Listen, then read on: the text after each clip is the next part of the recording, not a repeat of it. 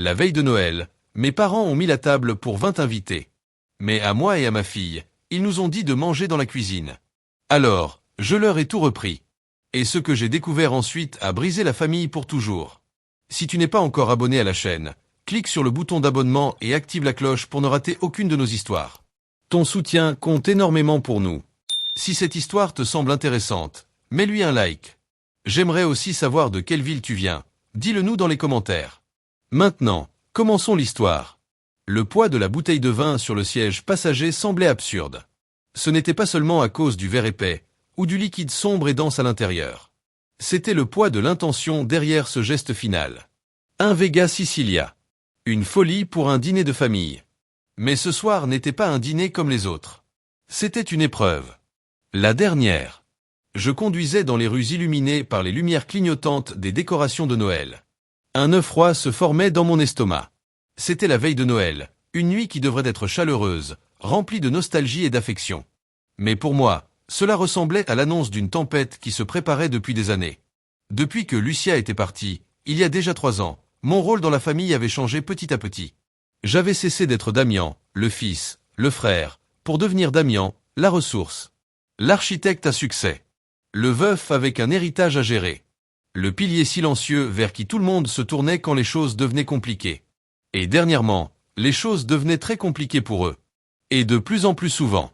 Les appels de mon frère Leandro pour me demander des prêts qu'il ne remboursait jamais. Les insinuations de ma mère sur le fait d'investir dans la famille. Les sourires tendus de ma sœur Sophia qui jouait les intermédiaires. Je suis arrivé chez mes parents, la même maison où j'avais grandi. Le bruit et les odeurs m'ont presque fait reculer. L'odeur douce et forte du punch en train de chauffer sur la cuisinière. Mélangée à l'odeur du grand sapin qui occupait un coin du salon. Et à la morue que ma mère Laetitia préparait depuis le matin. Il y avait des lumières partout. Des rires très bruyants. L'image parfaite d'une famille heureuse. Mais tout cela était une belle façade. Une belle décoration. Un mensonge bien emballé. Personne ne m'a ouvert la porte. Je suis entré comme toujours. Et je me suis retrouvé au milieu d'une mer de gens. Des cousins lointains, des amis de mes parents, des associés de mon père. Mon père, Alberto, était dans un coin avec un verre de whisky à la main. Il racontait à 2 hommes en costume le nouveau projet audacieux de Leandro. Il n'a même pas remarqué que j'étais arrivé. Ma mère m'a vu. Elle est venue me faire un baiser rapide sur la joue. Un baiser froid et sec. Damian, je suis contente que tu sois venu. Valéria, ma chérie, comme tu as grandi. Son sourire n'atteignait pas ses yeux. Valéria, ma fille de 10 ans, s'est accrochée à ma main. Ses grands yeux regardaient tout, absorbant tout. L'ampleur de la fête. L'indifférence dans l'air. J'ai cherché mon frère. Leandro était de l'autre côté du salon avec sa femme Barbara accrochée à son bras. Il riait de quelque chose qu'un ami racontait. Quand nos regards se sont croisés, il m'a juste fait un signe de tête presque invisible. Puis il s'est détourné. Ce n'était pas juste de l'indifférence. C'était un mépris calculé. Et c'est là que je l'ai vu. La table de la salle à manger. Une véritable œuvre d'art d'opulence. Une nappe en lin blanc. Des chandeliers en argent. De la vaisselle en porcelaine. Et plus de 20 plats soigneusement préparés avec des cartes dorées calligraphiées. J'ai compté les noms. Des associés, des amis, des cousins. Aucune carte ne disait Damian. Aucune ne disait Valéria. Ma mère a dû voir que je fixais la table. Elle s'est approchée de nouveau. Cette fois avec une expression de fausse compassion. Elle ne me l'a pas chuchoté. Elle l'a dit d'un ton bien clair. Assez fort pour que tante Henrietta et le cousin Ricardo, qui étaient proches, l'entendent. Son sourire était un masque de douceur. Damian, mon chéri. La table est pleine. C'est une bénédiction d'avoir autant de gens qu'on aime. Tu sais, j'ai pensé que toi et Valéria seriez plus à l'aise et tranquille à la petite table que j'ai mise dans la cuisine. Comme ça, la petite ne s'ennuie pas avec les discussions d'adultes, tu vois? La cuisine. Là où mangeait la dame qui faisait le ménage. L'humiliation ne m'a pas frappé d'un coup. C'était comme si je m'enfonçais lentement dans de l'eau glacée. J'ai senti l'air quitter mes poumons. J'ai regardé autour de moi. Mon père riait. Mon frère se vantait. Ma sœur Sophia me regardait de loin, avec une grimace désolée, mais elle ne faisait rien. Et ma mère? Ma mère m'offrait les miettes. Dans ma propre maison. Valéria a tiré sur mon pantalon. Sa voix était un murmure qui m'a brisé le cœur. Papa, pourquoi on va manger dans la cuisine? Mamie est fâchée contre nous? C'était le signal. La fin du test. J'ai pris la bouteille de Vega Sicilia que j'avais laissée sur une petite table à l'entrée. Je me suis approché de ma mère, qui souriait encore, attendant que je me soumette. Je lui ai tendu la bouteille. Joyeux Noël, maman, ai-je dit. Ma voix était étonnamment calme. Elle portait dans le silence comme une cloche. Merci pour l'invitation, mais on était juste venu vous souhaiter de bonnes fêtes. On s'en va. Je me suis retourné. J'ai pris la main de Valeria fermement. Et j'ai marché vers la porte. Je sentais tous les regards dans mon dos. Le silence soudain était plus bruyant que la musique. J'ai entendu la voix de mon père, confuse. Damian, tu vas où? Je n'ai pas répondu. J'ai ouvert la porte et je suis sorti dans l'air froid de la nuit. En refermant la porte derrière moi, je n'ai pas senti de colère. J'ai senti quelque chose d'autre, une clarté absolue. Ce n'était pas un coup de tête. Ce n'était pas une crise. C'était le premier pas d'un plan qui venait de naître. Un plan pour détruire une structure pourrie jusqu'à l'os. Et j'étais l'architecte. Le silence dans la voiture était comme un baume. Valeria s'était endormie à l'arrière, la joue contre la vitre froide. Épuisée par une tension qu'elle ne comprenait même pas. Je conduisais sans réfléchir, mes mains bien posées sur le volant. Mais dans ma tête, tout allait à 1000 à l'heure. La façade était tombée. Le théâtre était terminé. Le vrai travail pouvait commencer, la démolition contrôlée. Nous sommes arrivés à notre appartement. Un endroit aux lignes simples, propre, minimaliste, en plein centre-ville. Le contraste avec la maison de mes parents était énorme. Là-bas, l'air était rempli de secrets et d'attentes. Ici, ça sentait nous. Les livres de Valeria. Le café du matin. Le bois des meubles que j'avais moi-même dessinés. C'était notre maison. Notre refuge. J'ai porté Valeria jusqu'à son lit. Elle s'est blottie sous la couverture sans se réveiller complètement. Elle a murmuré quelque chose à propos de chocolat chaud. Je l'ai embrassée sur le front. J'ai éteint la lumière, ne laissant que la petite lampe en forme de lune. Tout ce que j'allais faire maintenant, c'était pour elle. Pour la protéger. Pour lui garantir un futur sans cette toxicité que j'avais subie trop longtemps. Pour l'héritage que sa mère lui avait laissé. Je suis allé à la cuisine et je me suis servi un verre d'eau. Mon reflet dans la fenêtre noire me regardait. Un homme qui avait vieilli de 10 ans en une seule nuit. Mais dans mes yeux, il y avait quelque chose de nouveau. Quelque chose de dur. De ferme. Une détermination en acier. Il n'y avait plus de place pour le doute. Ni pour la peine. La peine était un luxe que je ne pouvais plus me permettre. Le lendemain matin, jour de Noël. Je n'ai rien attendu de la part de ma famille. Leur Noël avait toujours été la gueule de bois du réveillon. Une répétition des mêmes schémas. Cette fois, non. À 9h pile, avant que Valeria ne se réveille, j'ai passé mon premier appel. Licenciado Vargas? Bonjour. Joyeux Noël. Je suis Damian Rio. Il y a eu une pause au bout du fil. Le licencié Vargas était l'avocat de mon père depuis plus de 30 ans. Un homme droit, à l'ancienne. Damian. Quelle surprise. Joyeux Noël à vous aussi.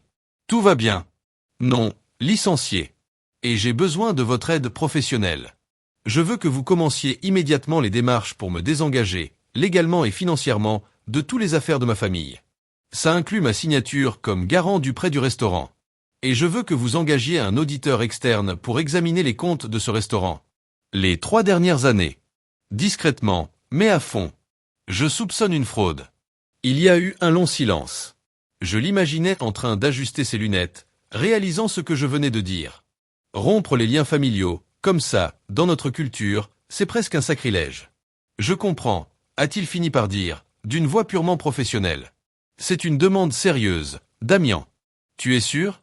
Je n'ai jamais été aussi sûr de ma vie. À peine j'ai raccroché, j'ai passé un deuxième appel. À Elena, la meilleure amie de Lucia. Mon ancre depuis sa mort. Joyeux Noël, lui ai-je dit quand elle a décroché. Ne me dis pas.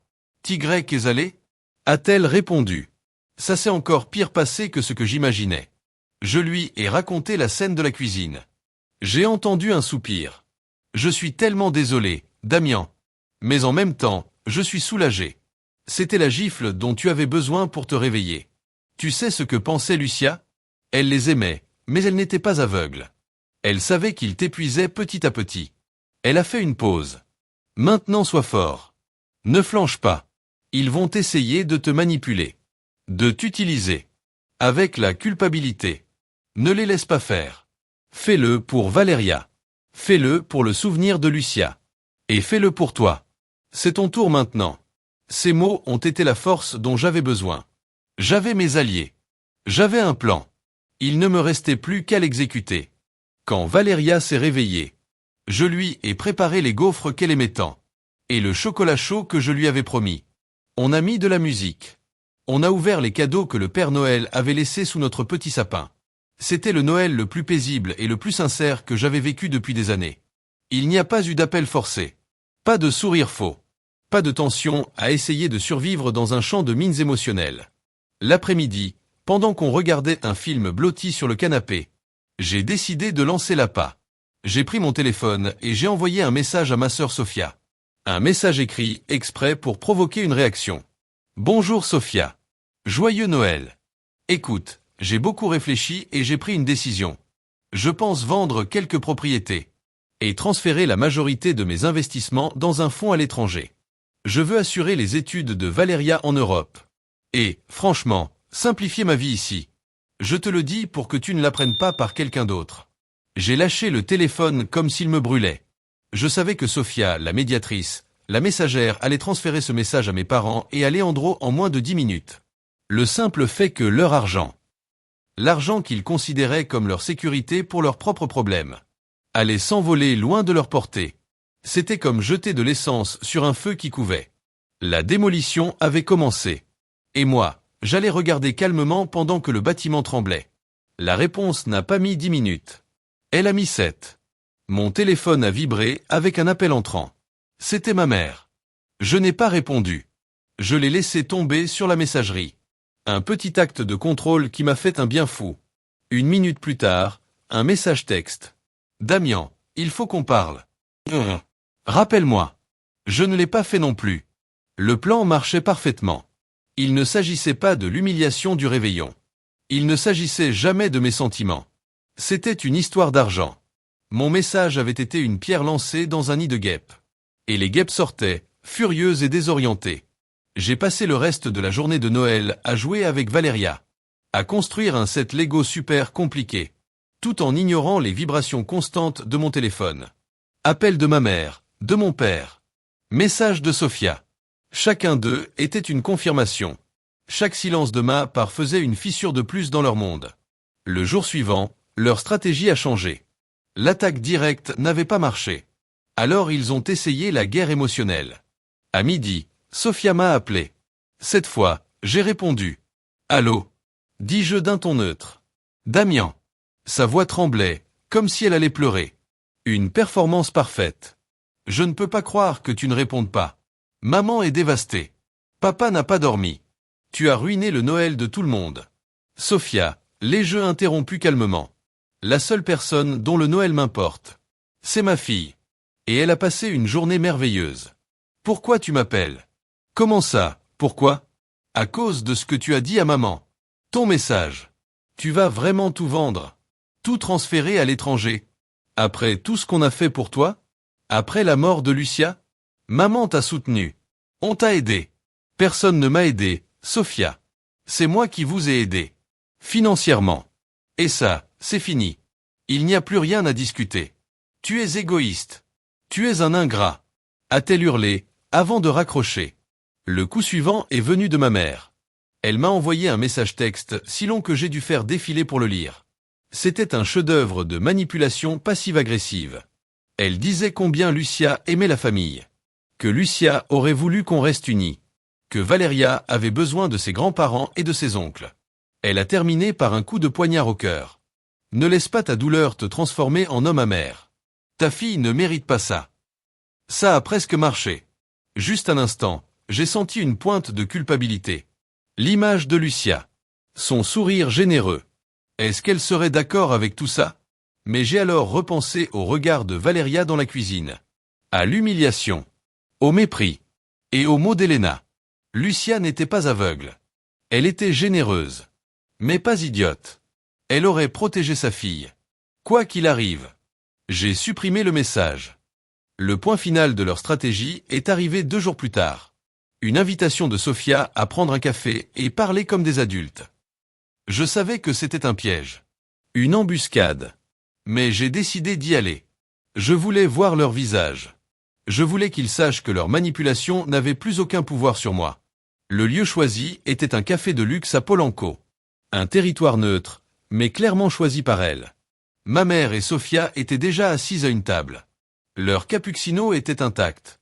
Elles ressemblaient à deux actrices qui attendaient leur entrée sur scène. « Je suis contente que tu sois venu, mon fils », a commencé ma mère d'une voix tremblante. Je suis allé droit au but. « Qu'est-ce que vous voulez ? » « On veut comprendre », dit Sofia en se penchant vers moi. « Comprendre pourquoi tu nous fais ça. » La veille de Noël était juste un malentendu. Maman voulait juste que Valeria soit plus à l'aise. Ça suffit, les ai-je coupés. Ma voix était basse, mais tranchante. On sait toutes les deux que ce n'est pas vrai. C'était une insulte. Délibérée. Publique. Mais comme je l'ai dit, ça n'a plus d'importance. Ce n'était qu'un symptôme d'une maladie bien plus profonde. Ma mère a sorti sa carte secrète, les larmes. Mais ce n'était pas des larmes de remords. C'était du chantage pur. Tu es en train de détruire ta famille à cause d'un caprice. À cause de ton orgueil. Et Valeria? Tu as pensé à elle? Tu l'isoles. Tu la prives de ses grands-parents. De ses racines. Je fais exactement l'inverse, ai-je répondu en la regardant dans les yeux. J'arrache les racines pourries. Pour que ma fille puisse pousser dans une terre saine. Je la protège de vous. De votre égoïsme. De votre besoin sans fin de manipuler les autres. Je me suis levé. Profitez de votre café. Pendant que je m'éloignais, j'ai entendu ma mère sangloter. Pour de vrai, cette fois. Par pure frustration. Elle savait qu'elle n'avait plus aucun pouvoir sur moi. Ce même après-midi, j'ai reçu un appel qui a renforcé ma décision. C'était mon oncle Matteo. Neveu, a dit sa voix grave comme toujours. Juste pour que tu saches, ta mère et ta sœur appellent tout le monde dans la famille. Leur version officielle, c'est que la mort de Lucia t'a brisé. Que tu es devenu avare, aigri. Que tu te sers de la petite pour les punir. Ils te peignent comme le méchant. J'ai senti un élan de gratitude pour sa franchise. Merci de m'en avoir parlé, tonton. Pas de quoi. Mais faites attention. Quand des gens comme ton frère se sentent acculés, ils deviennent dangereux. Et tes parents, ils le couvriront toujours. J'ai raccroché et j'ai regardé par la fenêtre de mon bureau. La ville s'étendait sous mes pieds comme un damier de lumière et d'ombre. Ma famille avait choisi son camp. Ils avaient déclaré la guerre. Mais ils n'avaient aucune idée de l'arsenal que j'étais prêt à déployer. Une semaine a passé. Une semaine d'un silence tendu et artificiel de leur part. La campagne de calomnie devait battre son plein. Mais moi, je m'en étais protégé. J'avais bloqué les numéros de mes parents et de Sofia. Je voulais de la clarté. Pas du bruit. Je ne parlais qu'avec Elena, mon oncle Matteo. Et, plus important que tout, le licencié Vargas. L'appel est arrivé un mardi matin. Damian, j'ai le rapport préliminaire de l'auditeur. La voix du licencié était grave. Et ce n'est pas bon. Tu peux passer à mon bureau cet après-midi? J'arrive, ai-je répondu sans hésiter. Le bureau du licencié Vargas était un sanctuaire de calme et de tradition. Les murs étaient couverts de livres de droit. Des reliures en cuir. Un grand bureau en bois massif. Et l'odeur de vieux papier mélangée à celle du café fraîchement fait. Il m'a offert une chaise et est allé droit au but. C'est pire que ce qu'on soupçonnait, dit-il en me poussant un dossier.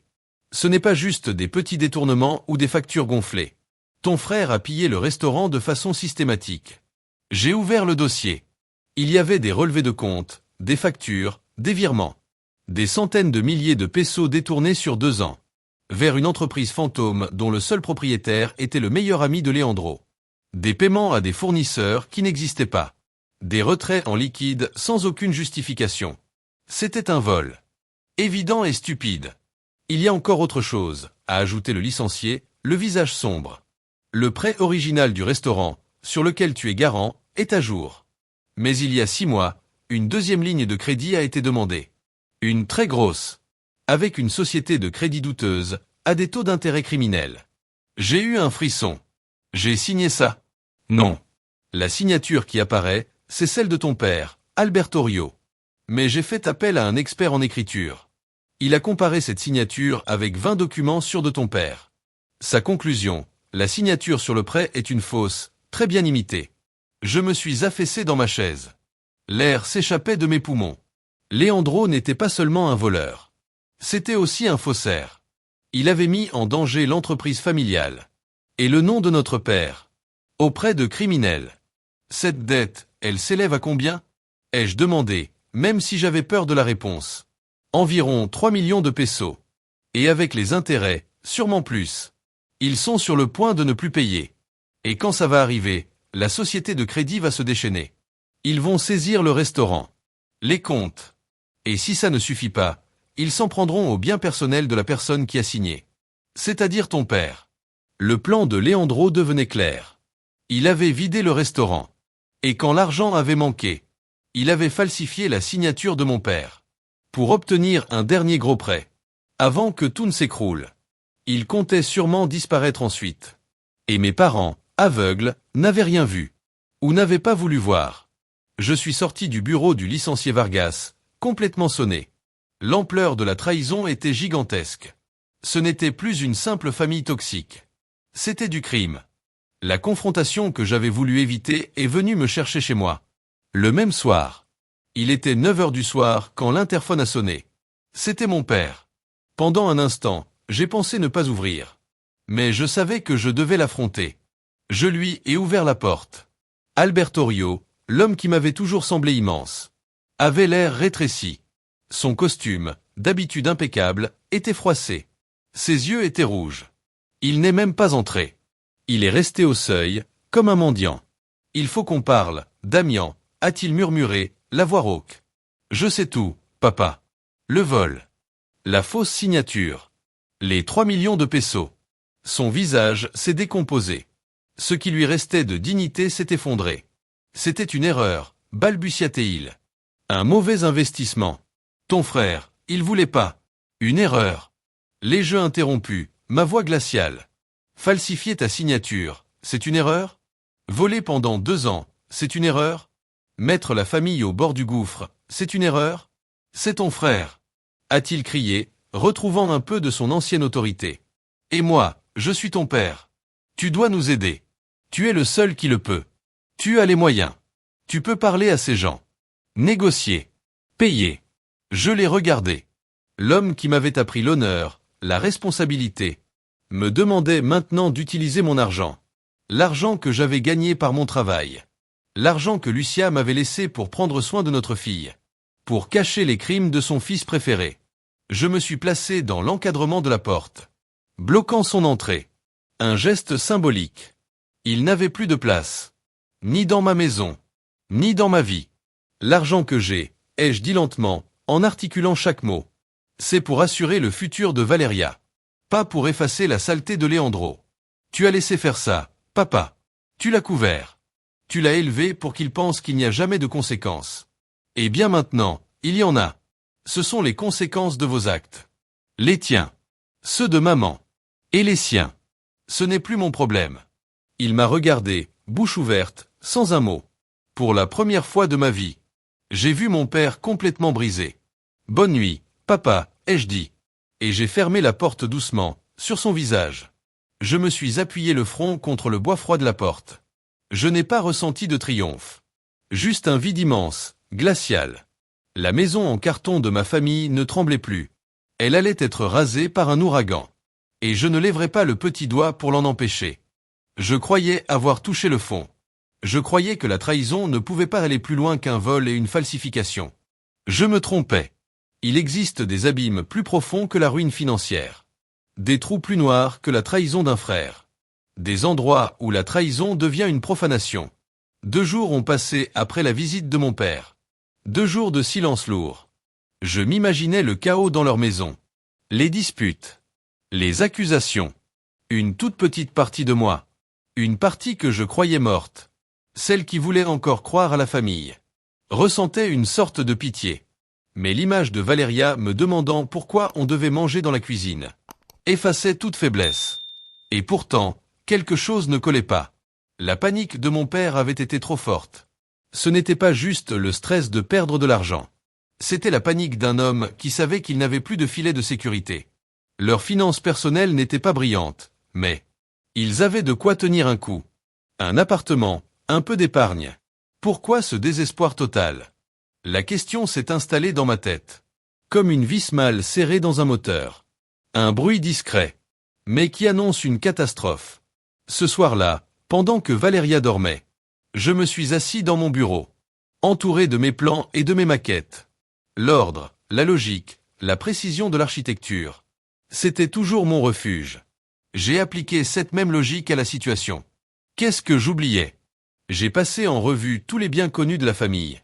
La maison, le restaurant, quelques petites économies. Et puis, une mémoire froide m'a traversé le dos. Un souvenir que j'avais enterré sous le deuil et le travail. Le fidéicommis. Avant de mourir. Quand la maladie la rongeait mais que son esprit restait clair. Lucia avait insisté pour créer un fonds bloqué pour Valéria. C'était son obsession. Je ne leur fais pas confiance, Damian. M'avait-elle dit un soir, d'une voix à peine audible. Je t'aime, mais je sais comment il te manipule. Cet argent est pour Valéria. Pour ses études. Pour son avenir. Intouchable. Promets-le-moi. Je lui avais promis. Le fonds avait été créé avec une grande partie de son héritage personnel. Et comme j'étais le principal bénéficiaire de son testament, Lucia avait insisté pour que mes parents, Alberto et Laetitia, soient nommés co-gérants du fonds. Avec moi. Pour avoir un équilibre, avait-elle dit. Une précaution. À l'époque, ça m'avait semblé exagéré. Aujourd'hui, ça me semblait une prémonition effrayante. Mon cœur s'est mis à battre plus vite. Je refusais d'y croire. Mais, et si? Non. Pas eux. Pas mes propres parents. Le lendemain matin, dès la première heure, j'ai appelé le licencié Vargas. Licencié, j'ai besoin d'un dernier service. J'espère sincèrement que c'est juste une paranoïa de ma part. Ma voix tremblait. J'aimerais que vous demandiez, comme mon avocat, les relevés complets et historiques du fidéicommis au nom de Valéria Rio. Celui que ma femme Lucia avait mis en place. Il y a eu un silence. Le licencié avait tout de suite compris l'implication de ma demande. Damian, commença-t-il prudemment. Faites-le, je l'ai coupé. Et faites-le en urgence. L'attente a été une torture. 2 jours. 48 heures. Je dormais à peine. Je mangeais à peine. Je faisais tout en pilote automatique. Amener Valéria à l'école. Travailler sur mes projets. Lire une histoire le soir. Mais mon esprit était ailleurs. Dans un no man's land entre la peur et l'espoir. Je priais pour m'être trompé. Pour que, malgré tout leur égoïsme, ma famille n'ait pas franchi cette dernière ligne rouge. L'appel du licencié Vargas est arrivé un vendredi après-midi. Il n'a pas dit bonjour. Il a juste dit 3 mots qui m'ont glacé le sang. Il faut venir. Dans son bureau, l'atmosphère était lourde comme dans une salle d'enterrement. Le licencié ne m'a pas proposé de m'asseoir. Il ne m'a rien dit. Il m'a simplement tendu une pile de papier. C'étaient les relevés du fidéicommis. J'ai commencé à tourner les pages. Mes mains tremblaient. Les premières années, tout était normal. Les intérêts s'ajoutaient. Le capital restait intact. Et puis, je l'ai vu. Il y a 2 ans et 3 mois. Une seule opération. Un retrait. Un retrait d'urgence pour frais médicaux familiaux, disait la justification. Le montant m'a coupé le souffle. 1,5 million de pesos. Il n'y a eu aucune urgence médicale il y a 2 ans, licencié. Ai-je dit d'une voix à peine audible. Je sais, m'a-t-il répondu doucement. J'ai fait quelques appels. Ce montant exact correspondait à une dette de jeu que ton frère Leandro avait contractée. Dans un casino clandestin. Apparemment, il avait reçu de vraies menaces. Tes parents ont paniqué. J'ai laissé tomber les papiers sur le bureau. Le bruit a résonné comme un coup de feu. Je suis resté là, figé. Regardant dans le vide. Les pièces du puzzle se sont mises en place. Formant une image monstrueuse.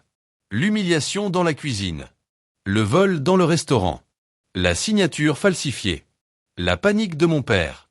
Tout ça, c'était rien à côté de ça. Ils n'avaient pas utilisé leur propre argent pour sauver Leandro. Ils avaient utilisé celui de Lucia. Ils n'avaient pas mis en jeu leur futur à eux. Ils avaient volé celui de ma fille. Ils avaient profané le dernier acte d'amour d'une mère mourante. Pour sauver le parasite qu'ils avaient eux-mêmes créé. La douleur est arrivée comme une vague blanche, aveuglante. Mais sous la douleur, quelque chose de nouveau est né. Quelque chose de terrible. Une rage glaciale. Pure. Totale. Tellement intense, que moi-même, j'en ai eu peur. Le Damian qui ressentait de la pitié. Le Damian qui doutait. Le Damian qui gardait un dernier espoir. Est mort dans ce bureau. J'ai levé les yeux vers le licencié. Il a dû voir l'enfer dans mon regard. Parce qu'il a reculé d'un pas. Je veux des copies de tout ça, ai-je dit. Ma voix ne tremblait plus. Elle sonnait étrange. Froide. Comme du métal. Chaque fausse facture. Chaque relevé. Chaque preuve de la fausse signature. Et ça, ai-je ajouté en montrant les papiers du fidéicommis. Préparer un dossier séparé pour chaque membre de ma famille. Je vais convoquer une réunion. Mais pas ici. Chez eux. Là où tout a commencé. Le licencié a hoché la tête en silence. Et une dernière chose, ai-je ajouté. Vous viendrez avec moi. Ce n'était pas une demande. C'était un ordre. Il n'y avait plus de famille. Il n'y avait plus de sentiments. Il ne restait que du calcul. Froid. Méthodique. J'allais démolir leur monde.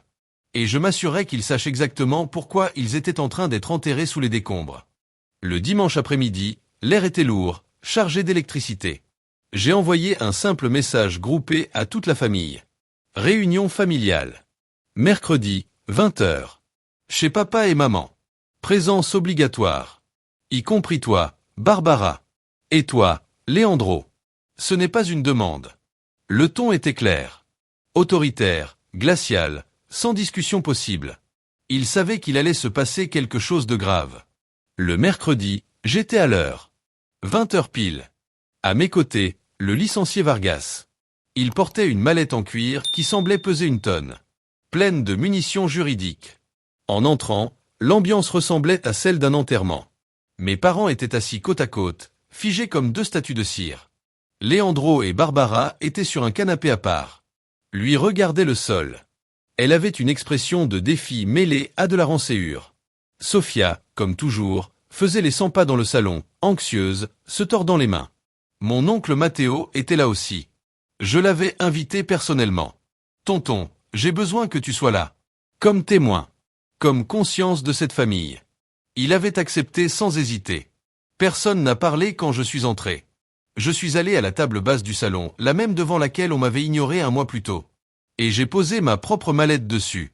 Le clic des fermetures métalliques a résonné dans le silence. Merci d'être venu, ai-je dit. Ma voix était calme, posée. Pas de colère. Juste le ton d'un chirurgien avant une amputation. J'ai convoqué cette réunion parce qu'il y a plusieurs choses à éclaircir. Avant que cette famille, telle qu'on la connaît, cesse d'exister. Barbara a soufflé, moqueuse. Tu vas recommencer avec ton drame, Damian? On sait déjà que tu es un rancunier. Je ne l'ai même pas regardé. Je me suis tourné vers le licencié. S'il vous plaît. Le licencié Vargas s'est levé, aussi solennel qu'un juge. Il a ouvert sa mallette. Il a sorti le premier dossier. Sujet numéro 1, la gestion du restaurant El Legado de Alberto. Pendant 20 minutes, avec une précision chirurgicale. Il a expliqué le détournement d'argent. Chaque virement, chaque société fantôme, chaque fausse facture. À chaque révélation, Leandro s'enfonçait un peu plus dans son fauteuil. Mon père fermait les yeux, comme s'il ne voulait pas voir. La ruine de son propre nom.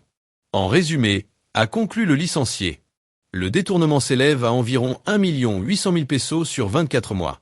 C'était pour le bien du business. A soudain crié Leandro en se levant. J'allais tout rembourser. J'allais nous rendre riches. Assieds-toi, Leandro, ai-je dit sans élever la voix.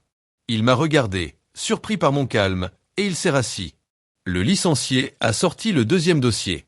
Sujet numéro 2, la ligne de crédit auprès de Financiera Fortaleza. Il a exposé le prêt de 3 millions. Les taux d'usure. Le risque d'impayé imminent. Puis il a lancé la bombe. Nous avons ici un rapport d'expertise graphologique. Il affirme à 95% de certitude que la signature de Don Alberto Rio sur ce contrat est une falsification. Sofia a étouffé un cri. Ma mère a mis sa main devant sa bouche. Mon père a regardé Leandro pour la première fois avec de la terreur dans les yeux. Tu l'as fait, a-t-il murmuré. Tu as falsifié ma signature? Leandro n'a pas répondu. Son silence était une confession. Mes parents ont commencé à parler en même temps. Une cacophonie d'excuses, de supplications, dirigée vers moi. C'est un bon garçon, Damian. Il a juste fait une erreur. C'est ton frère. On peut arranger les choses. Si tu nous aides. J'ai levé la main. Le silence est retombé. Ce n'est pas encore fini, ai-je dit. Je me suis approché de ma mallette. J'en ai sorti le dernier dossier. Le plus mince. Mais le plus lourd. Je l'ai ouvert lentement. Et j'ai sorti les relevés du fidéicommis. Je les ai déposés un par un sur la table. Comme si je posais des cartes dans une partie de poker mortel. Et maintenant, ai-je dit d'une voix basse qui forçait tout le monde à tendre l'oreille. Parlons de ça. 1,5 million de pesos. Retiré du fonds que Lucia a laissé pour sa fille. Ma fille. Le changement dans la pièce a été physique. L'air est devenu plus dense. Presque solide. Mon oncle Matteo, resté silencieux jusque-là, s'est levé lentement. Son visage était figé entre le choc et le dégoût. Il a regardé mon père droit dans les yeux. Alberto. Dis-moi que ce n'est pas vrai. Mon père n'a rien pu dire. Pas un mot. C'est ma mère, Laetitia, qui a craqué. Mais ce n'était pas des larmes de honte. Ni du regret. C'était un hurlement furieux, aigu, tordu par une justification insensée. Oui, on l'a fait. A-t-elle crié. Son visage était déformé par la rage. Elle s'est levée et m'a pointé du doigt, la main tremblante. Et on en avait le droit. On est la famille. Ton frère était en danger. Ils allaient le tuer. Qu'est-ce que tu voulais qu'on fasse? Le laisser crever pendant que toi tu te baignais dans l'argent que ta femme t'a laissé? Le venin dans sa voix quand elle a parlé de Lucia a été la dernière insulte. La dernière profanation. À cet instant, tout ce qui pouvait rester d'amour familial dans mon cœur s'est transformé en cendres. Cet argent avait un seul but, ai-je dit.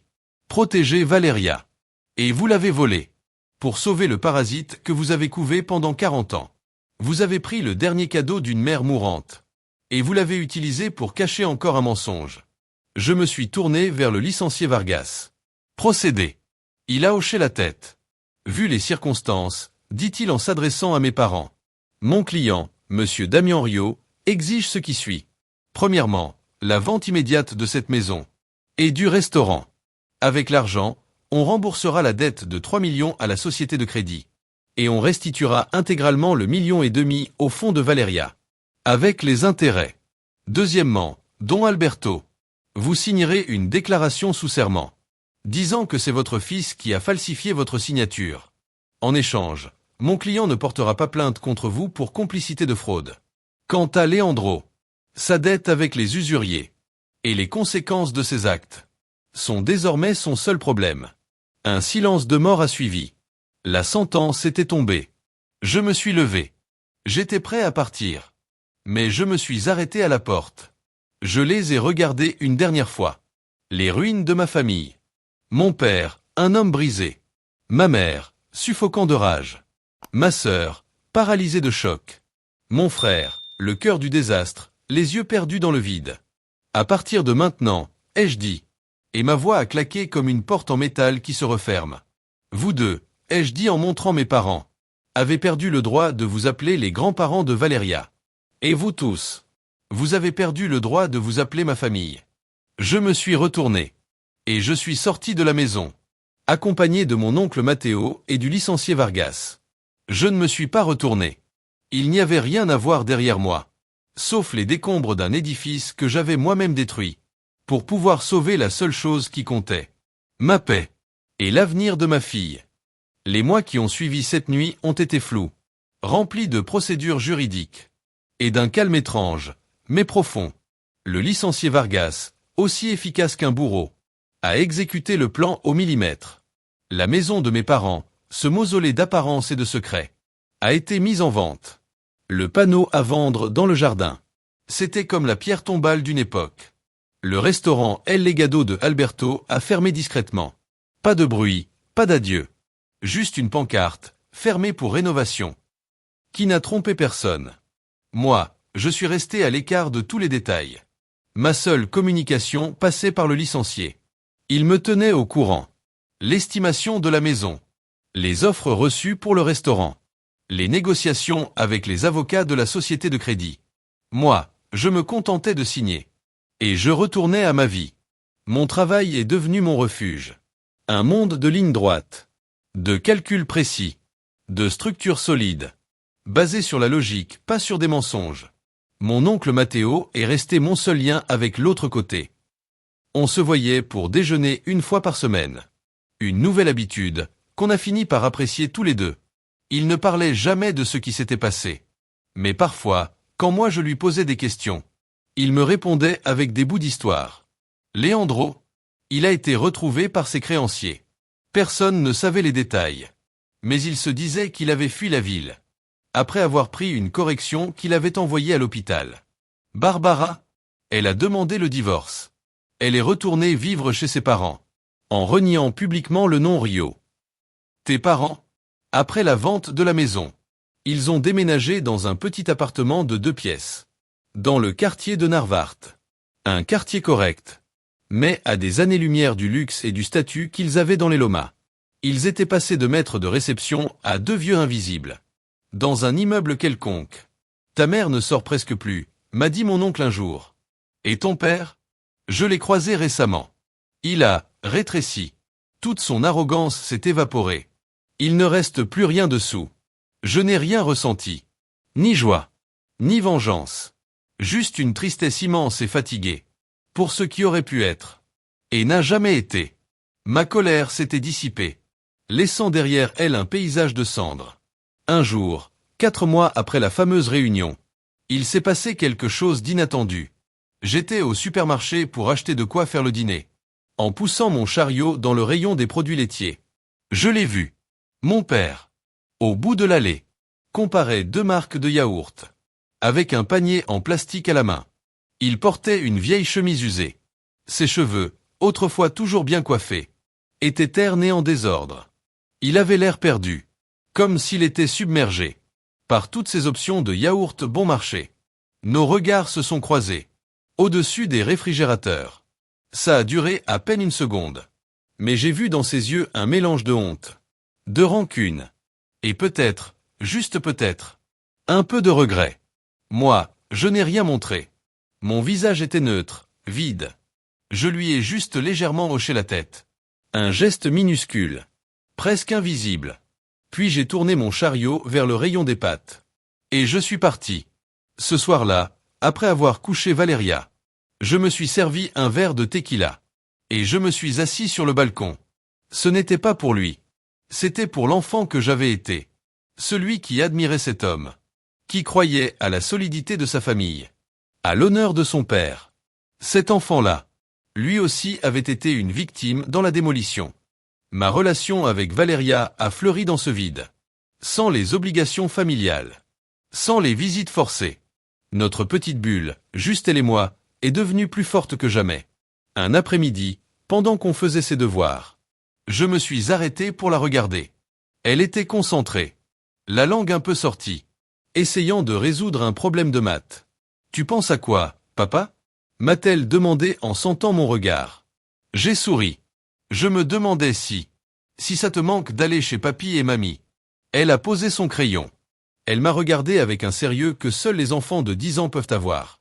Pas trop, a-t-elle dit. C'était trop bruyant là-bas. Mamie Letty me disait toujours que je devais me coiffer autrement.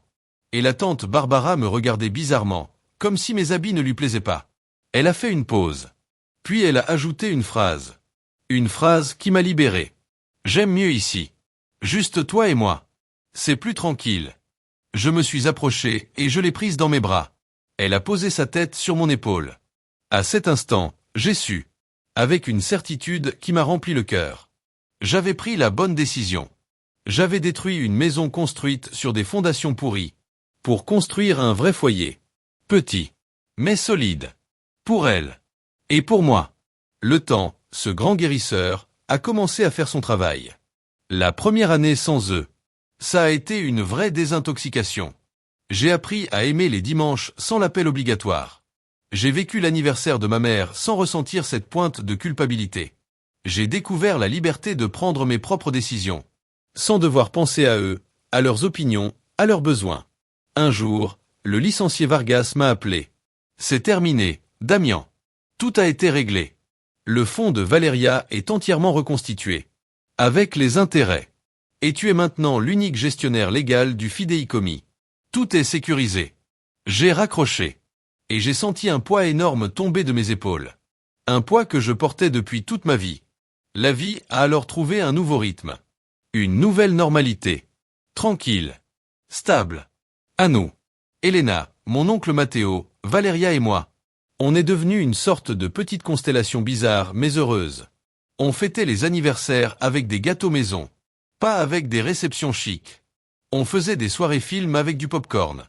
On allait au parc, au musée. On a créé nos propres rituels. Nos propres traditions. Brique par brique. Un après-midi, mon oncle m'a raconté que Sofia avait essayé de le contacter. Elle voulait que je te parle, m'a-t-il dit en remuant son café. Que je te persuade d'être moins dur.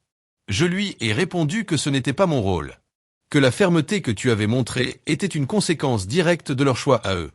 Mais alors que je croyais la guerre terminée, il y a eu une dernière attaque. 1 an et demi s'était écoulé. La deuxième Noël depuis la rupture approchait. Mon téléphone a sonné. Numéro inconnu. J'ai hésité. Mais quelque chose m'a poussé à répondre. Damien. C'était la voix de Sofia. Elle sonnait plus faible. Moins sûre. Je sais que tu ne veux sûrement pas me parler. A-t-elle dit vite. Mais je devais essayer. C'est à propos de papa et maman. Je me suis tu. Je les laissé parler. Ils ne vont pas bien, Damien. Papa, sa santé s'est dégradée. Le docteur dit que c'est le stress. La tristesse. Et maman, elle passe ses journées à regarder par la fenêtre. Ils sont très seuls. Je ne disais rien. La manipulation était plus subtile cette fois. Recouverte d'une couche de vraie inquiétude. Mais ça restait de la manipulation. Il manque beaucoup à Valeria, a-t-elle ajouté, la voix cassée. Je sais qu'ils ont fait de terribles erreurs. Mais c'est leurs grands-parents. Et elle est tout ce qui leur reste. Tu ne pourrais pas, juste une fois, les laisser la voir pour Noël, avant qu'il soit trop tard? Avant qu'il soit trop tard. La vieille carte de la mort. Le joker de la culpabilité. Je suis resté silencieux. Pas parce que j'hésitais, mais parce que je choisissais mes mots. Comme un architecte choisit la pierre la plus solide. Il ne devait y avoir aucune fissure. Sofia, ai-je dit enfin? Ma voix était calme. Ferme. Sans colère. Ce qui arrive à nos parents, c'est le résultat direct de leurs propres décisions. Des décisions qu'ils ont prises encore. Et encore. Pendant des décennies. Je ne suis pas responsable de leur santé. Ni de leur solitude. J'ai marqué une pause. Pour qu'elle entende. Et qu'elle comprenne. Et en ce qui concerne Valeria, elle est ma seule priorité. Sa paix dépend de la mienne. Depuis 1 an et demi, elle s'épanouit dans un environnement sans toxines. Sans jugement. Sans manipulation. C'est une enfant heureuse et en sécurité. Et je ne mettrai jamais ça en danger. Ni pour eux. Ni pour moi. Ni pour personne. Mais c'est juste une visite. A-t-elle supplié? La paix de ma fille n'est pas négociable, l'ai-je coupée? La réponse est non. Pas aujourd'hui. Pas à Noël. Jamais. J'espère que tu trouveras ta propre paix, Sofia. Mais nous n'en faisons plus partie. Il y a eu un sanglot. Puis elle a raccroché. J'ai reposé le téléphone. Je n'ai rien ressenti. Ni victoire. Ni tristesse. Ni colère. Juste une paix profonde et solide. Comme une décision juste et définitive. J'avais construit un mur autour de notre petit monde. Et ce mur était haut. Solide. Et infranchissable. Ce soir-là, alors que j'allais border Valeria, elle m'a demandé. Papa, cette année, on peut mettre un grand sapin de Noël? J'ai souri. Je lui ai caressé les cheveux. On va mettre le plus beau sapin. Et on va le remplir de lumière. Qui ne brille que pour nous. Elle a souri, s'est blottie sous la couverture, et s'est endormie. Je suis resté là à la regarder. À écouter sa respiration calme. J'ai regardé autour de sa chambre. Notre maison n'était pas un palace. Il n'y avait pas de chandelier en argent. Ni de table pour 20 invités. Mais elle était remplie de quelque chose de beaucoup plus précieux. De la sécurité. De l'amour. Et une paix. Que j'avais gagnée au prix d'une guerre. Je suis sorti sur le balcon. J'ai regardé les lumières de la ville. L'air était froid. Mais il ne me gelait plus jusqu'aux os. Parce que maintenant, j'avais appris à fabriquer ma propre chaleur. J'avais démoli une famille. Pour construire un vrai foyer. Et pour la première fois de ma vie, je me sentais chez moi. Libre.